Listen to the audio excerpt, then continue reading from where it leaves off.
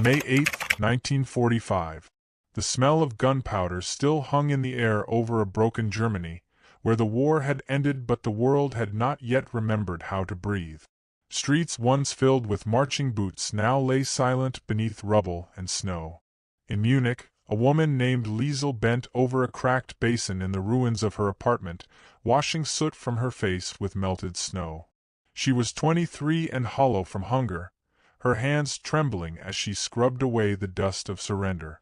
Outside, the first American jeeps rolled down Sonnenstrasse, their olive paint gleaming like alien skin against the gray of defeat.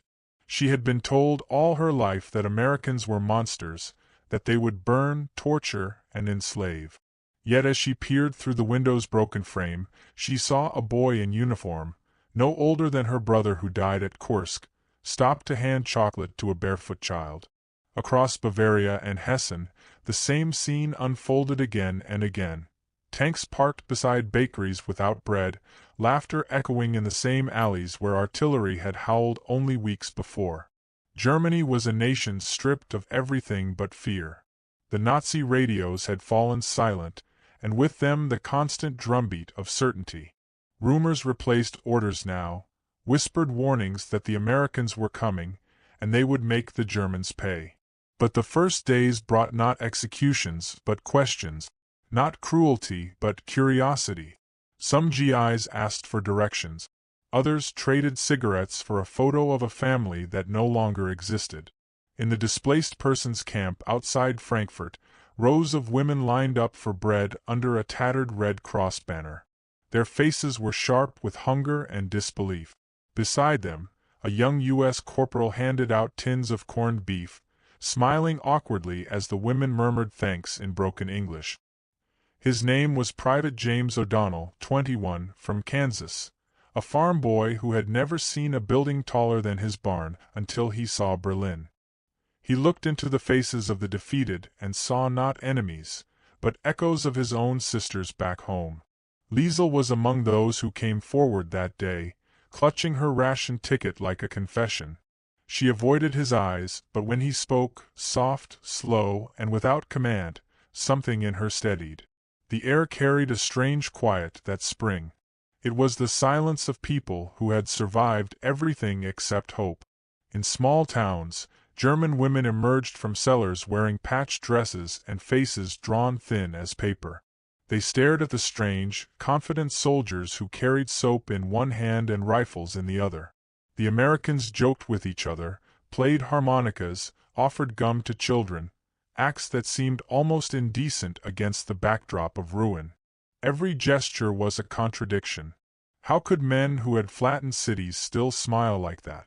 For months they watched each other across invisible lines. The Americans were under orders not to fraternize. The Germans were under orders to obey. But orders have a way of fading when hunger and loneliness begin to speak louder. One evening, as rain swept across the shattered windows of a Dresden apartment, an American knocked at Liesel's door. He wasn't searching for contraband or collaborators. He only wanted to know if there was a stove nearby where he could heat his rations. She hesitated, remembering every poster that had warned her, the caricatures, the monstrous faces. Yet his eyes were tired and his uniform soaked. She let him in. Inside, he offered her coffee from a tin can, black, bitter, and warm. She had not tasted coffee in 3 years. They sat across from each other, unable to speak a common language, but somehow understanding more than words could manage. Outside, the thunder of artillery was gone, replaced by rain tapping against the broken glass. For a moment, she forgot who was the victor and who was the defeated. He handed her a small square of chocolate, and she stared at it as though it were gold. Elsewhere, other women felt the same uneasy shift. In Nuremberg, one traded a loaf of bread for a smile. In Cologne, another hid a wounded GI who had fallen from his jeep. Compassion spread quietly, disguised as necessity. Yet with it came whispers, from neighbors, from the occupying officers, from the ghost of the Reich that still lingered in their minds. Was this forgiveness or betrayal? Could a heart trained for hate relearn tenderness so quickly? The Americans were equally uncertain. Many had lost friends in the Ardennes or Normandy, and now they found themselves offering aid to the same people they had been told were beyond redemption. They were surprised to find not proud Nazis, but weary mothers, hungry children, and girls who flinched at every loud sound. The enemy, it seemed, was human after all. Letters home began to change in tone, less about victory, more about pity. "They look like us," one GI wrote to his mother. "They just lost too much." By late summer, the rubble began to bloom with flowers. Civilians rebuilt markets among the ruins, and laughter began to return in fragments. The Americans, still forbidden to socialize, found reasons to linger near the towns. They repaired roofs, handed out canned peaches, taught children to throw baseballs. Liesel worked at a small field kitchen, stirring watery soup for both German civilians and the Allied men who patrolled nearby. James came there often, trading his army bread for stories he couldn't understand but wanted to hear. Their words were clumsy, but their eyes learned each other's grammar. She once asked, through gestures, why he wasn't angry, why he didn't hate her for what her country had done. He shrugged, then said slowly, "War's over." She didn't know the words, but she understood the tone. It was the first time she believed peace might mean something more than surrender. As autumn settled, the first rumors began, stories of American soldiers marrying German women. It seemed impossible, almost obscene. Marry the enemy? Yet somewhere in Bavaria, a GI sent a letter requesting permission to wed a girl from Frankfurt. Somewhere else, a young woman received a photograph of a man in uniform with 3 words written on the back: "Not enemy. Friend." Liesel carried her ration card and her doubt through another cold morning, unsure of what the world was becoming. The ruins still smoked, but from them came the faint smell of bread. Across the camp, James lifted his hand in greeting before climbing into his jeep. She raised hers back, a shy, uncertain motion that felt heavier than any salute. The year was 1945, and Germany had fallen. Yet among its ruins, something unexplainable was standing up again. Not flags, not nations, but people. The war had ended with silence, but in that silence, 2 enemies had begun to speak. What they didn't yet know was that the words they were learning, coffee, bread, home, would soon change the meaning of victory itself. In the weeks that followed, Germany became a landscape of strange contrasts, a place where defeat and tenderness shared the same street. American jeeps rumbled through town still smelling of smoke, their drivers tossing chocolate bars to children who no longer knew what laughter sounded like. For women like Liesel, survival had meant silence, obedience, and endurance. But the silence was breaking now, replaced by the hum of generators, the crackle of American radios, and the foreign rhythm of swing music leaking through shattered windows. She worked at the field kitchen each morning, stirring watery soup beside crates stamped with white stars, while the men in khaki queued for their rations, half soldiers, half boys far from home. Private James O'Donnell returned every day, his boots muddy, his grin easy, as though he had never learned what hatred was supposed to look like. He carried small gifts, a bar of soap one day, a pair of worn gloves another, once even a precious square of chocolate wrapped carefully in paper. "For you," he'd say in hesitant German, then gesture that she must hide it before anyone saw. Fraternization, after all, was forbidden by law. But kindness, unlike ammunition, traveled quietly. Each gesture was a crime of compassion. The War Department's Circular Number 155 had made it clear. No American soldier was to associate unnecessarily with the German population. But soldiers are not made of orders alone. They were made of curiosity, loneliness, and an aching need to feel human again. Liesel's eyes, cautious yet alive, became an anchor in the chaos of occupation.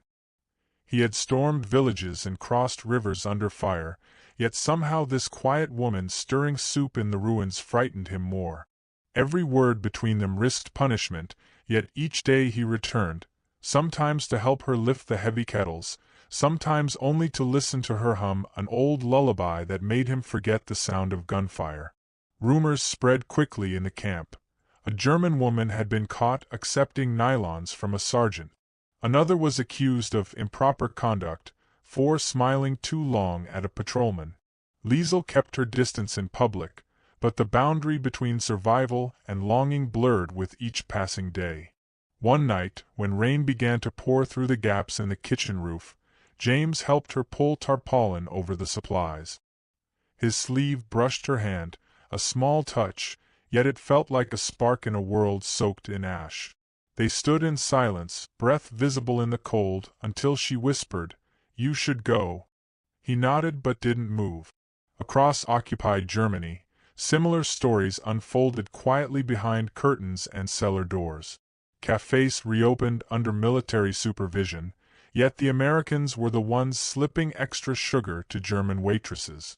The women called them Schokoladensoldaten, chocolate soldiers, half mocking, half yearning.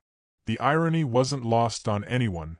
The conquerors with their abundance, the conquered with their hunger. But the exchange was never only about food or favors. It was about remembering what gentleness felt like after years of brutality. Liesel's friend Marta, a widow whose husband had died in Russia, warned her to stay away. "They'll leave when the orders come," she whispered. "And you'll be the one left behind, with shame and nothing else." Shame was a familiar enemy. It had lived in every German household since surrender. Yet this time, Liesel felt a quiet defiance stirring beneath it. When she met James again, she told him through gestures and fragments of English that she used to dream of America as a girl, the land of movies, jazz, and freedom.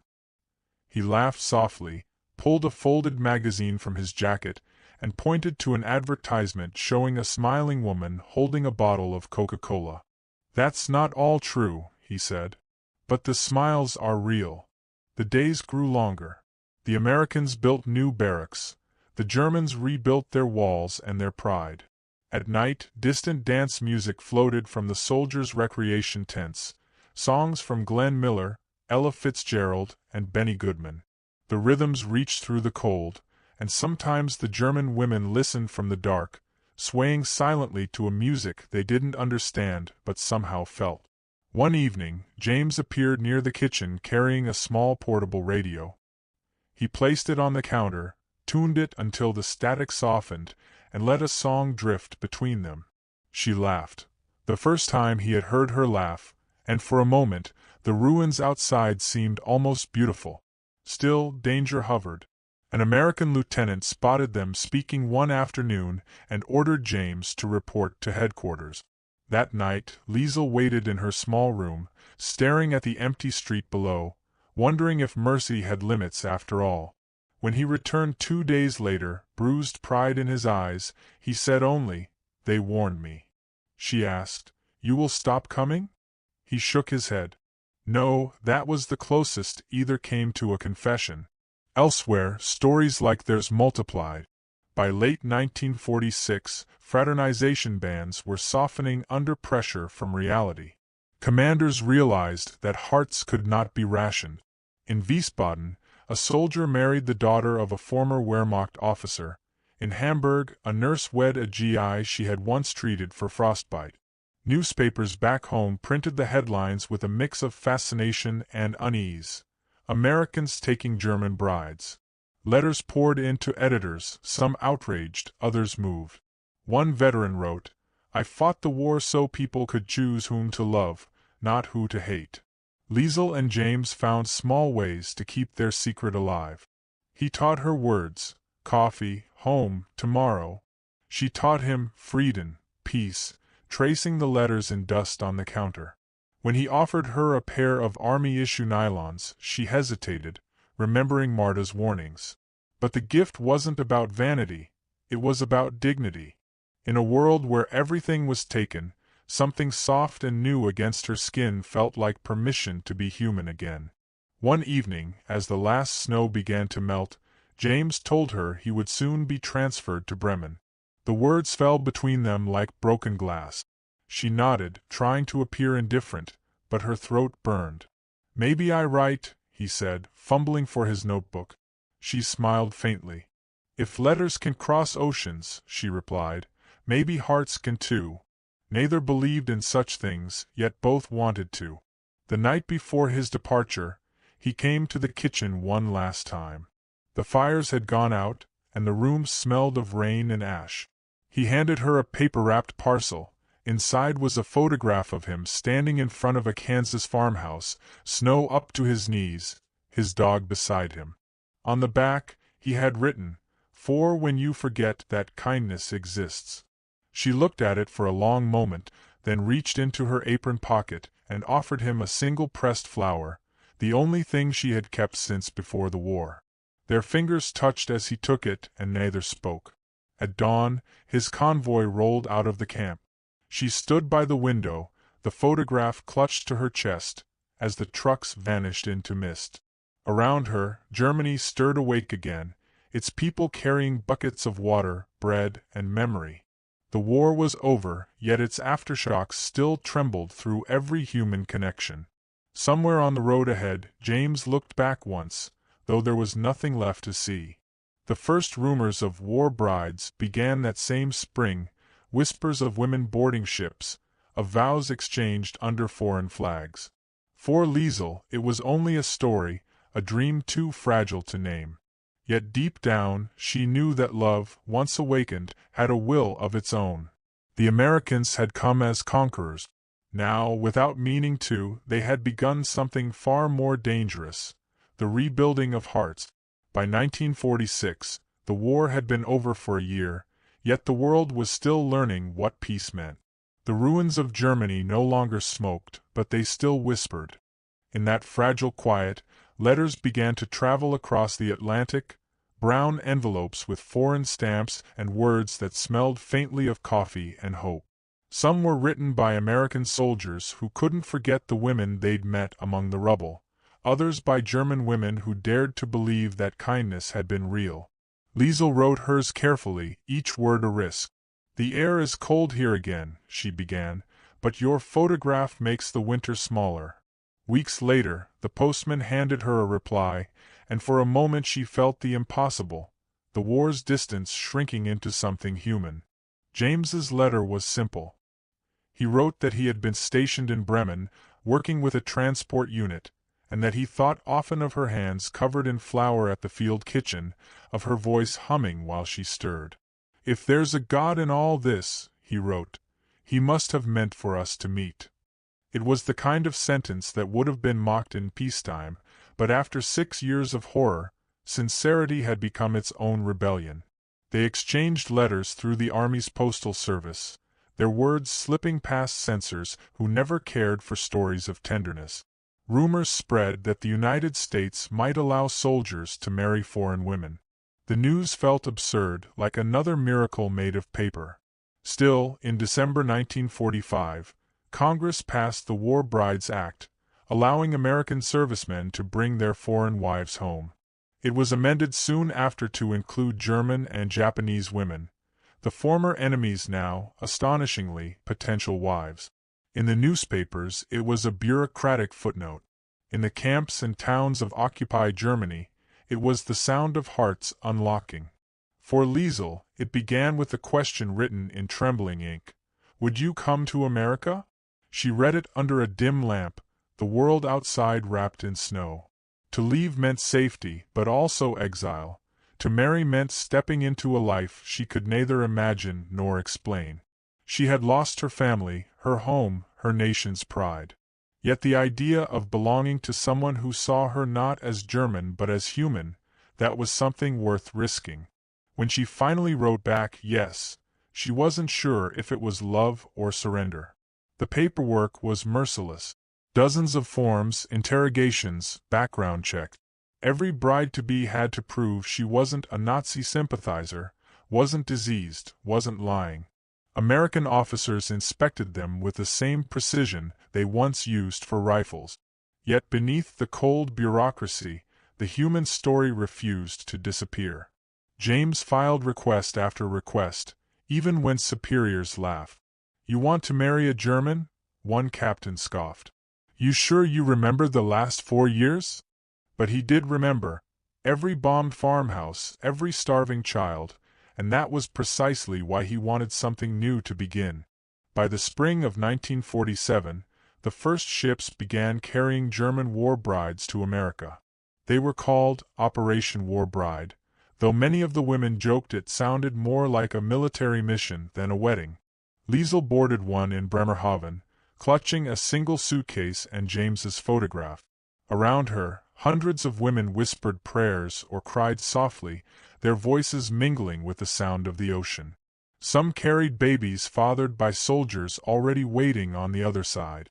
Others carried nothing but faith in the men who had once occupied their towns. When the ship finally left port, they watched the German coastline fade, a land of ghosts disappearing beneath the mist. Days at sea blurred together. The women shared stories in broken English and laughter that felt too loud for a ship carrying so many secrets.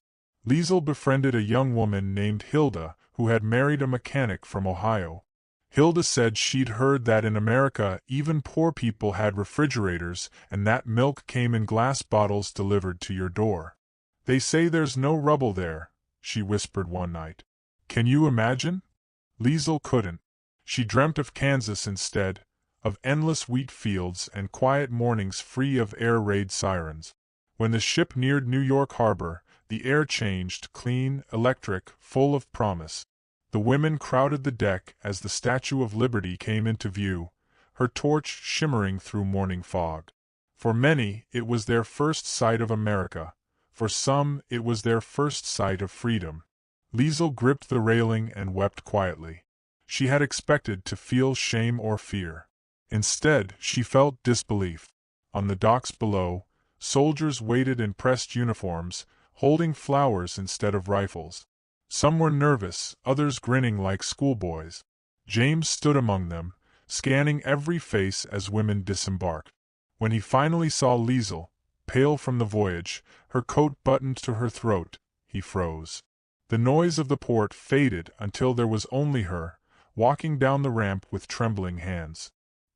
He stepped forward, unsure of the right gesture, then simply held out his arm. She slipped hers through it. No words were needed. That afternoon, they were married in a small military chapel near the harbor, surrounded by a handful of other couples who had made the same improbable journey. The chaplain, weary from officiating a dozen weddings that week, smiled faintly as he said the vows. "You may kiss the bride," he added, almost as an afterthought.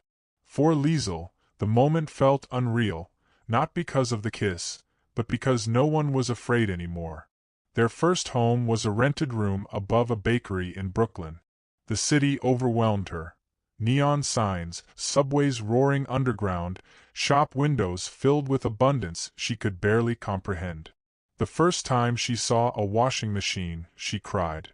Not from joy, but from exhaustion at the idea that even laundry could be easy here. Neighbors were curious but polite. Some whispered behind curtains, others brought casseroles. The war was fresh in everyone's memory, yet mercy proved contagious. Letters from Germany told her that not all stories ended so kindly. Some brides were rejected by families who could not forgive. Others faced suspicion from both sides, traitors to one country, reminders of guilt to another. But for every tragedy there were 100 small miracles. Children born with English lullabies and German middle names, Christmas trees lit in homes that once feared blackouts. America had absorbed its former enemies not with punishment, but with peanut butter and promise. One evening, as she baked bread in their tiny kitchen, James came home early, carrying a letter from a friend still stationed overseas. "They're calling you girls war brides now," he said, smiling. She laughed softly. "It sounds like we fought a war to marry." He looked at her, then nodded. "Maybe you did." Later, as they stood on the balcony watching snow fall over the rooftops, Liesel whispered, "Do they still hate us?" He thought for a long moment before answering. "No," he said. "They're just surprised it turned out this way." She leaned her head against his shoulder, thinking of the ruins she'd left behind, of the faces that would never understand.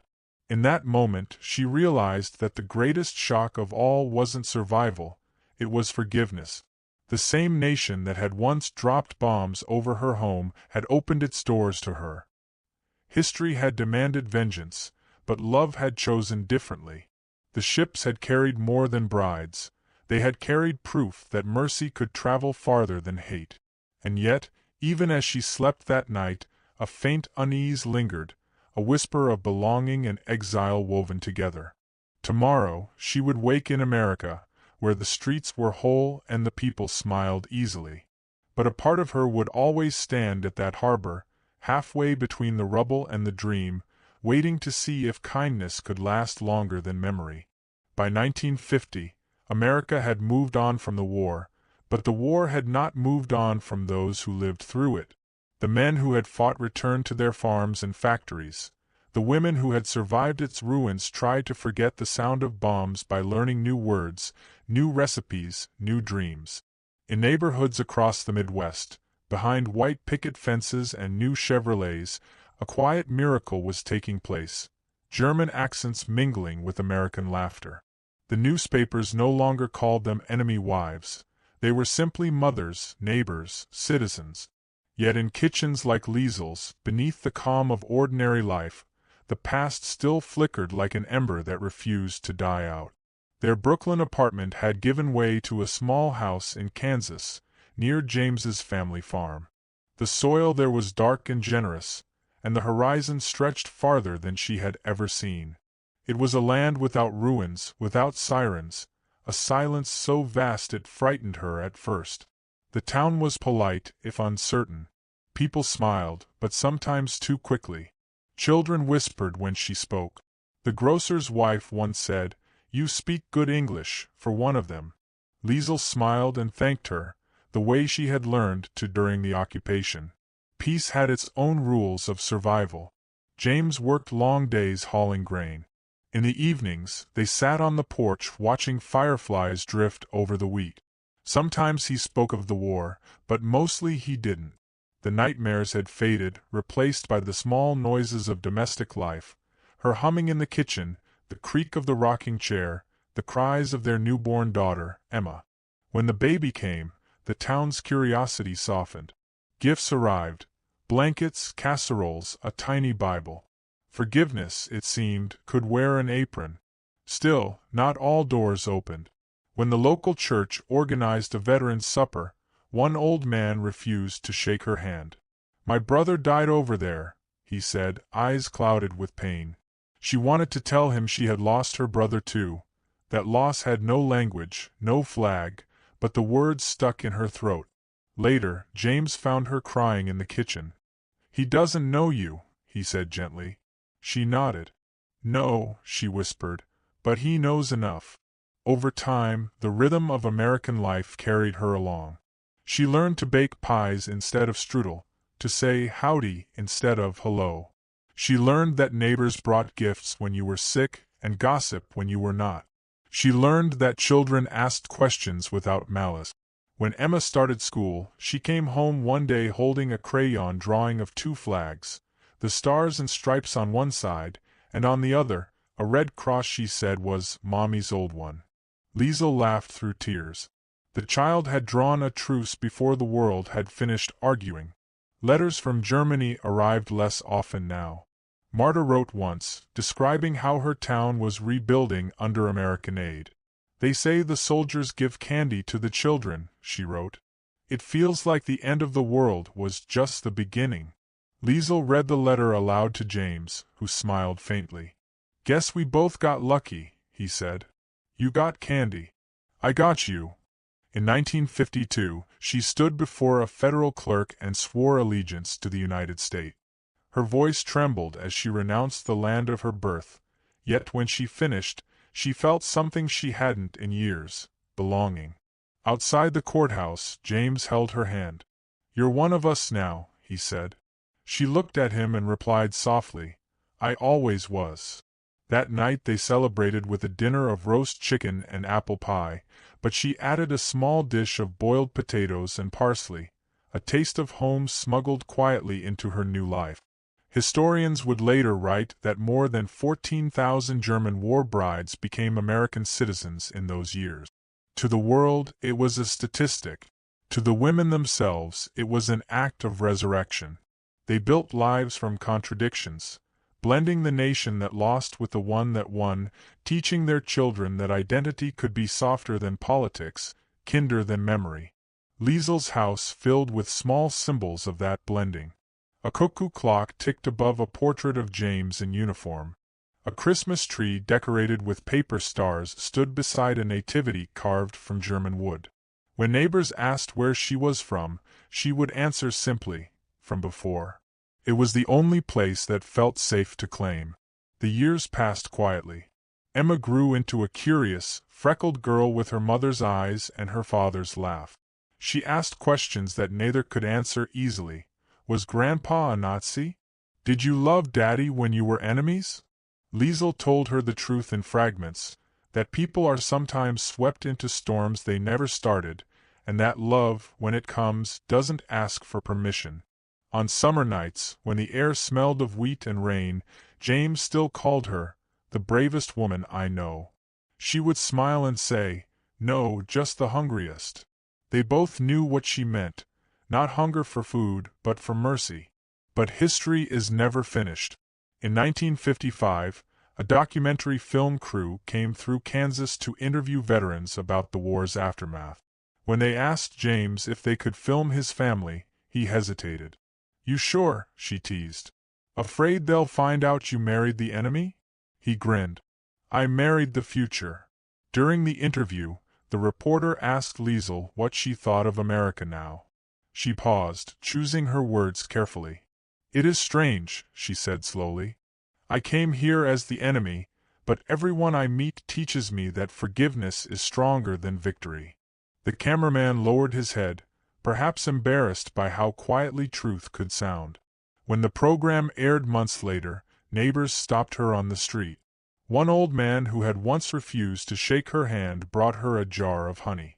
"My brother would have liked you," he said. That night, Liesel cried again, but the tears were sweet this time. Decades later, she would look back and see the pattern, how mercy, like a seed, had taken root where war once burned. Across the country, the same story repeated. Thousands of women like her planting gardens, baking bread, raising children who never learned to hate. The past didn't vanish, but it softened, folded gently into the rhythms of ordinary life. One autumn afternoon, after years of quiet work and laughter, Liesel stood at the edge of her garden watching Emma chase fireflies. James sat nearby, older now, his hands calloused but steady. The sky blazed with the gold of harvest, and for a fleeting moment, she felt the whole weight of her journey, from rubble to porch light, from enemy to wife, from fear to family. She turned to him and said softly, "It was all a kind of mercy, wasn't it?" He nodded. "The best kind, the kind we never deserved." The wind carried the scent of earth and apples, and somewhere in the distance a church bell rang, not for victory or surrender, but for evening. As the sound faded, Liesel whispered a prayer, not to forget the war, but to remember how it ended. For some, the peace came from treaties and borders. For others, it came from something smaller, a cup of coffee shared between strangers, a letter written across an ocean, a child born to two former enemies who learned to call the same country home. The war had taught the world how to destroy. But love, quiet, stubborn, unmilitary love, had taught it how to rebuild.